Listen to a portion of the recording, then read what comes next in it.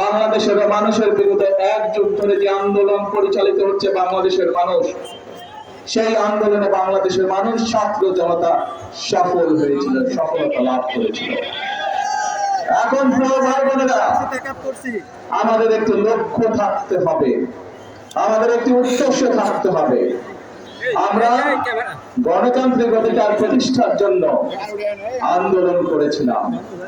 আমরা বাংলাদেশের মানুষের রাজনৈতিক এবং অর্থনৈতিক ক্ষমতা প্রতিষ্ঠিত করার জন্য আন্দোলন করেছিলাম। আমরা এই দেশের মানুষের বাক স্বাধীনতা প্রতিষ্ঠিত করার জন্য আন্দোলন করেছিলাম। আল্লাহর রহমতে আমরা সেই আন্দোলনে, বাংলাদেশের জনগণ সেই আন্দোলনে সফল হয়েছে। এটি গেল একটি পর্ব, প্রথম পর্ব। জনগণের শাসন প্রতিষ্ঠিত হয়েছে, জনগণের কথা বলার অধিকার প্রতিষ্ঠিত হয়েছে, জনগণের রাজনৈতিক অধিকার প্রতিষ্ঠিত হয়েছে। এটি হলো প্রথম পর্ব। দ্বিতীয় পর্ব কি তাহলে? কি ভাইরা, দ্বিতীয় পর্ব কে? দ্বিতীয় পর্ব হচ্ছে এখন দেশকে গড়ে তুলতে হবে, রাষ্ট্রকে পুনর্গঠন করতে হবে।